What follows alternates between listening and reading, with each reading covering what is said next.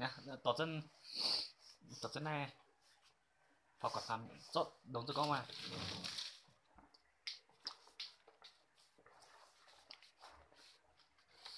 nhìn hai bữa cho cái mẹ đẹp piu đó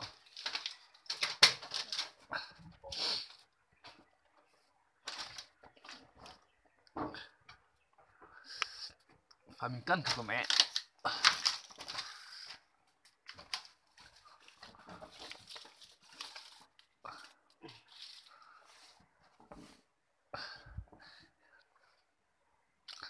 cả chiến to chiếu khám năm bữa đấy nó nè nó gì à nè ồ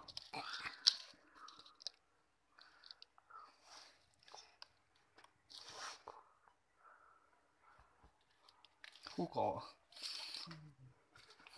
mà khác có đâm nó của mẹ xị nè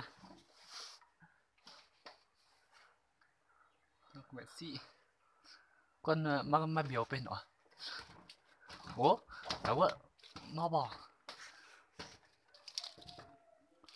chung biểu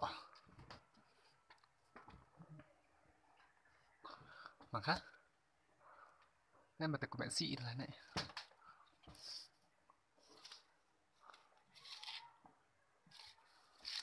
nó biểu bò khu có để phán đâm mà khác từ khu tại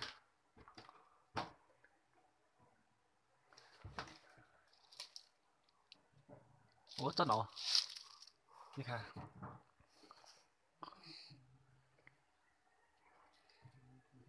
chứ nào là chứ no mà ủa nó chỉ tụi pe anh nó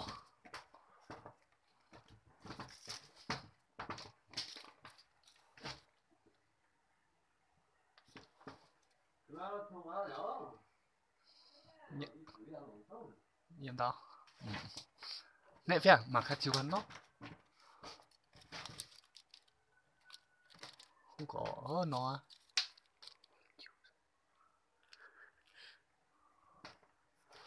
nó nít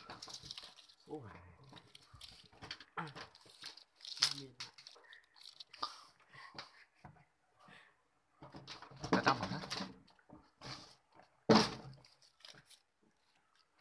từ của mẹ hú cơ tao tên nó gì à anh đâu từ tao mà khác nè từ tao mà khác mà khán tế nó ní nó gì à nó hú nhà mày cái mau nè nó mà hay là ủa to cho nó không cái gì đó u sẽ nhặt cái mau ha to chân tí nó dân mình diễn mình piu mẹ nên tế sẽ thủ nhà gì à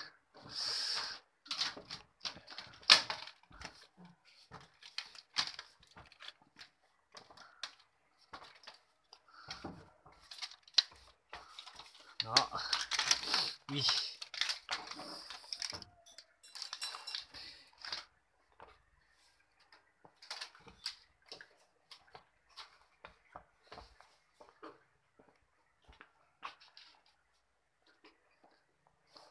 này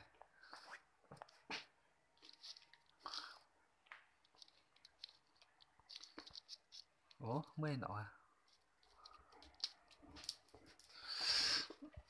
mê nọ thì ăn rất này đó bia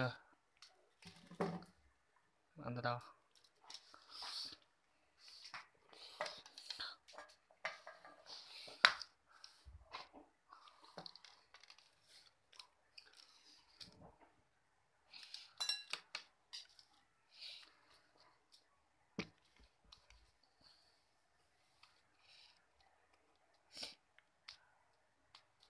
tôi tổng số ba ăn nhịn nhau này thì tớ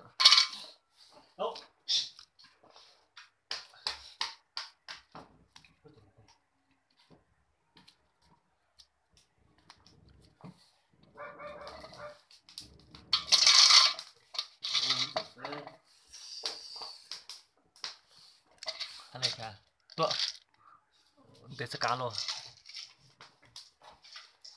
rồi mày hoang ỏ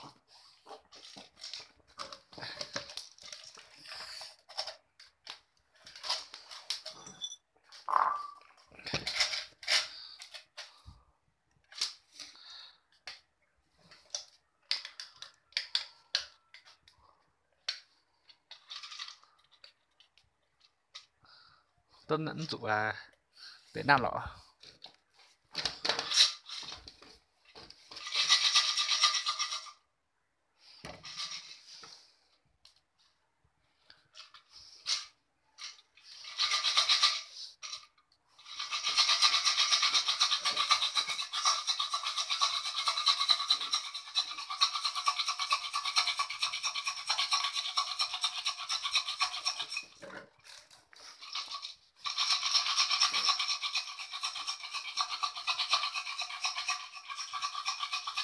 mẹ nữa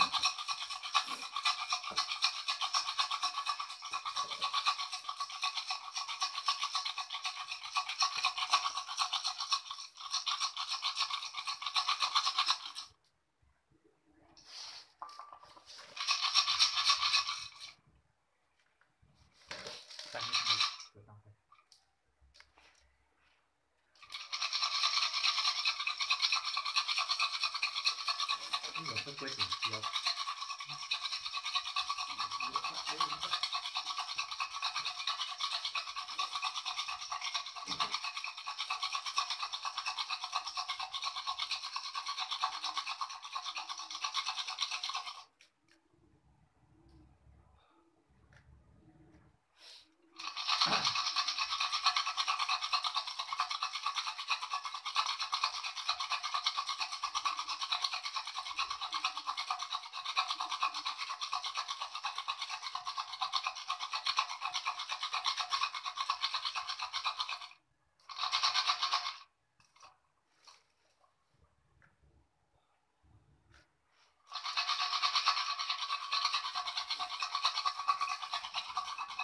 ui mỏi tay quá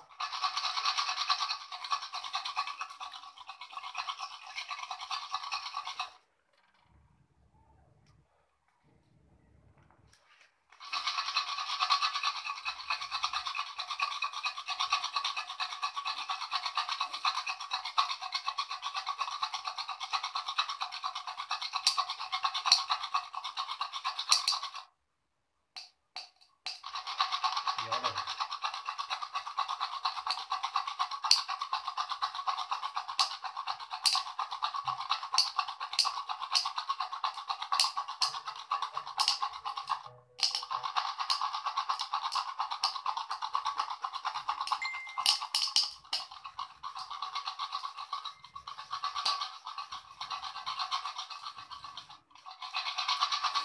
mỏi quá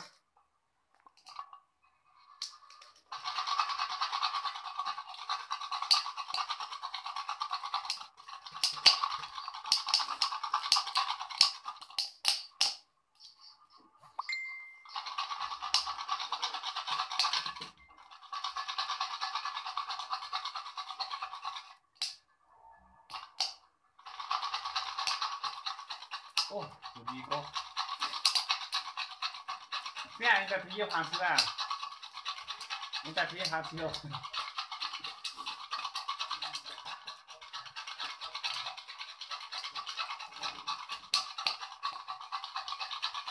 ตอนกลางเนี้ย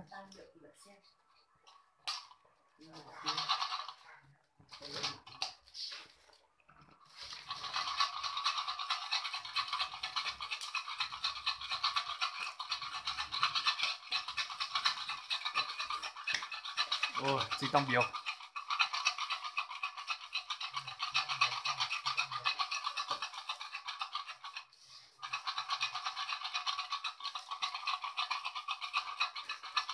ไม่ขึ้นไม่อย่างนี้ที่สุดบัตตามมาสิ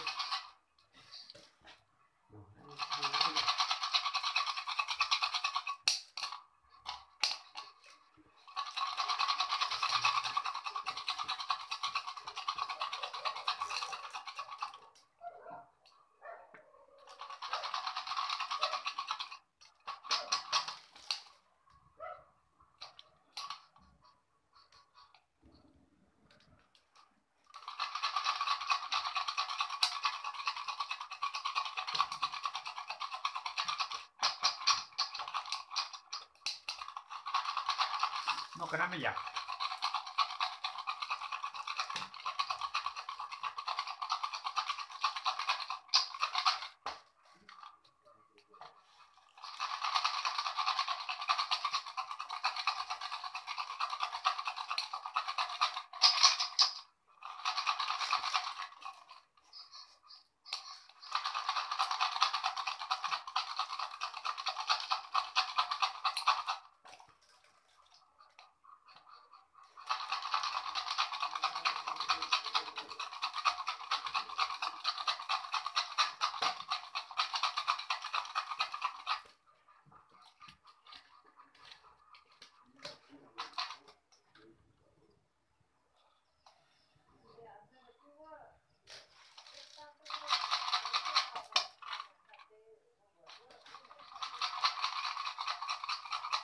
Rồi.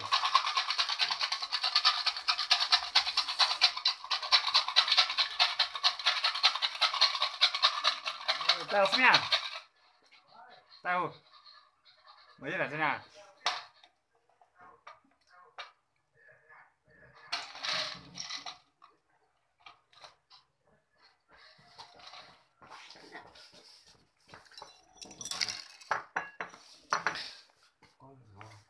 Con rồi.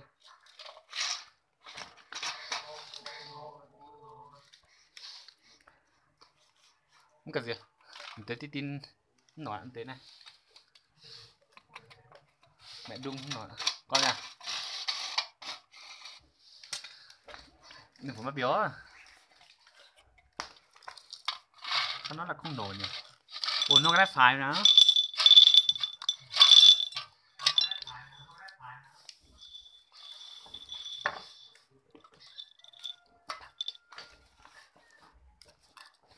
Này.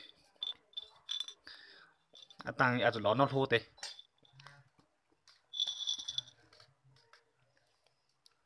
Đó. Nó đã phải tay mới giờ. Tao lâu nhắn lâu.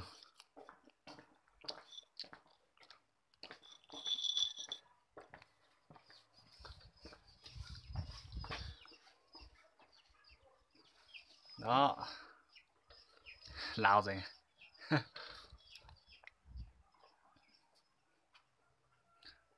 Nhắn luôn mà nhá.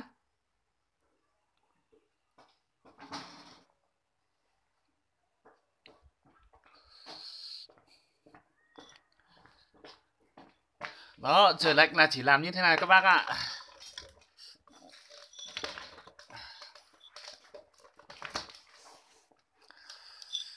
Thằng em nó không ăn.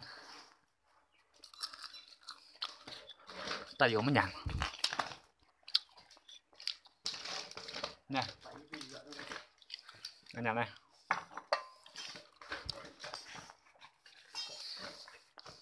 Kinh khu hả nhỉ? Ở đăng. Ngon quá. Đó. Khu có tải. Khu có tải. Này. Ăn thôi. Này.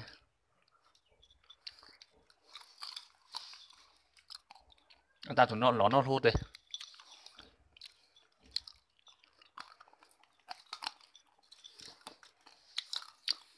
Vậy mà kiểu piu nó tăng. Vậy em piu ta. Làm vì tại em piu ọ.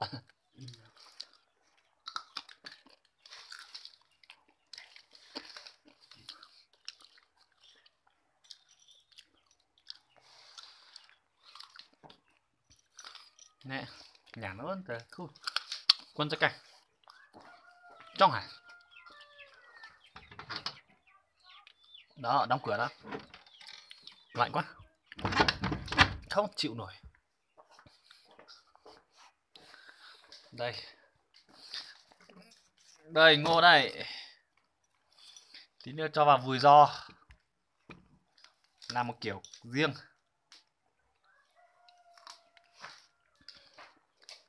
Ô, nắm mà ọ.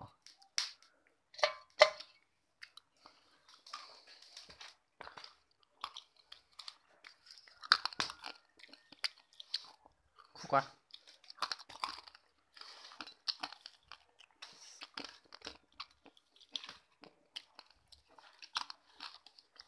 trời này mình chỉ pha rong ăn thế nào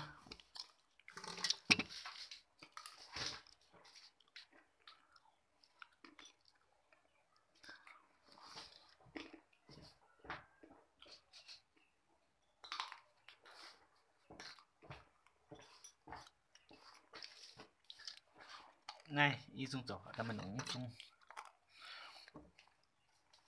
cái sợ anh là piu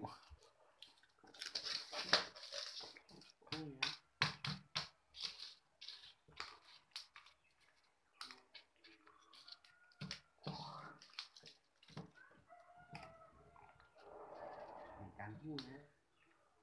cái gì ơi piu là thật nhiều phải nha Bạc uống rượu mà hả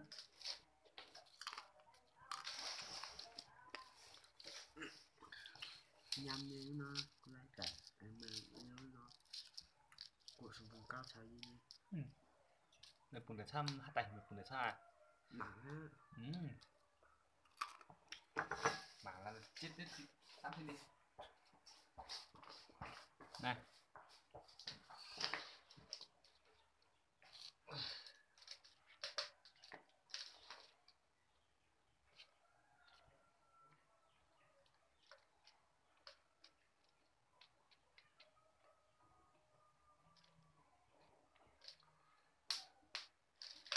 đó đây cật cảnh này cho bác xem này như bữa nay sơn một tí mà pi của mẹ mà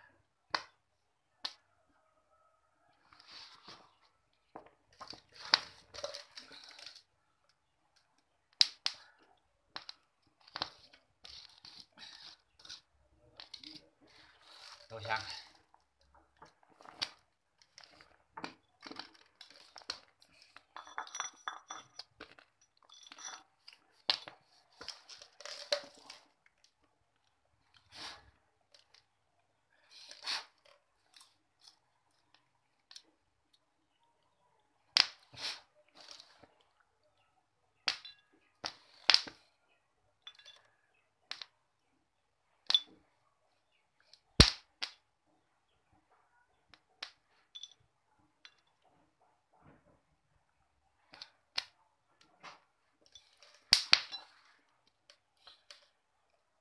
tôi sang đây gì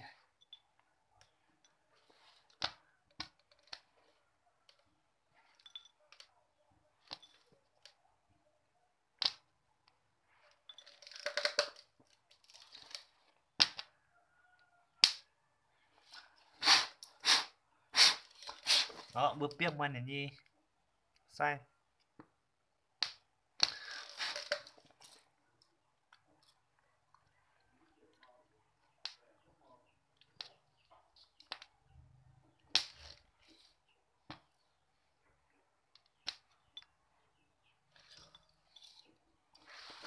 này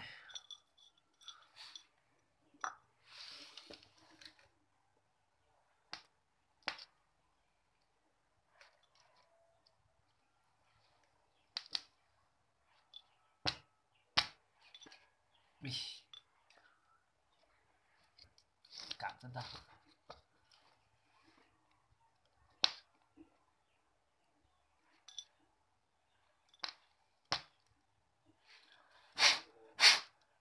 ôi khô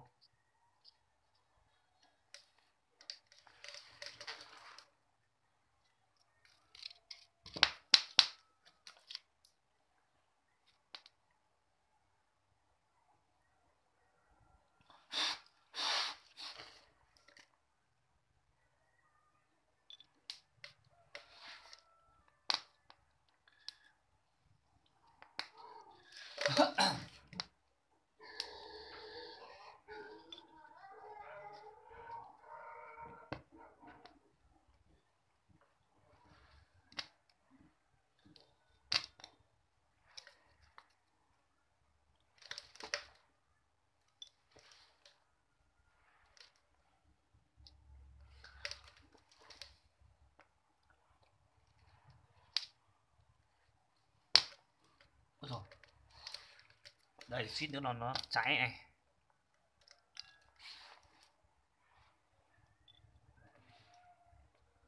Bắn.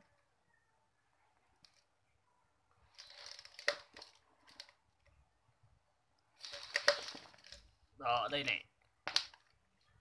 Cháy chưa? Đó.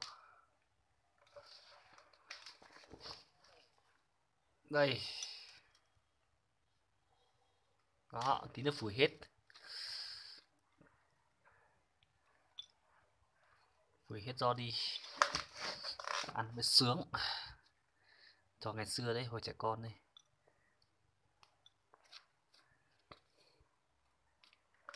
Ngôi nhà mà. Đấy. Đó, nó như quả bom. Phát nổ từ dưới đất lên.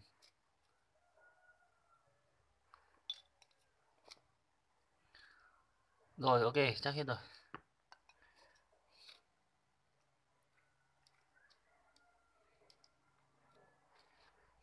Rồi, vùi lại. Tí nữa làm tiếp.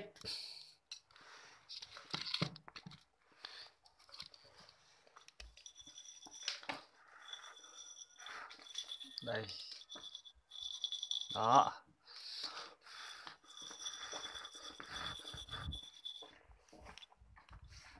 Đây.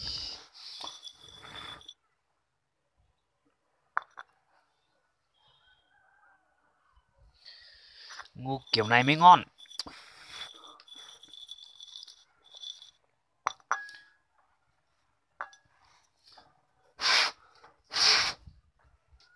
Đây.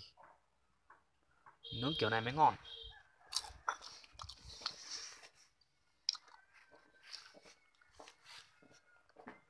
Nè, phép này chưa đáy mình. Nè. Tắt tiếng đi. Tắt tiếng đi. Đây. Ngon chưa? Tâm làm gì bật quên nữa.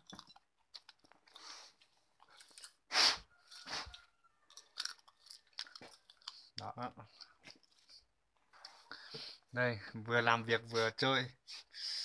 Đó.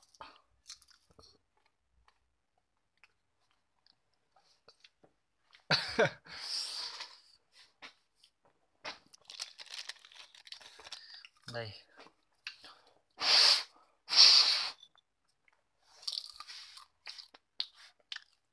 Ngon quá. Rồi, chào mọi người.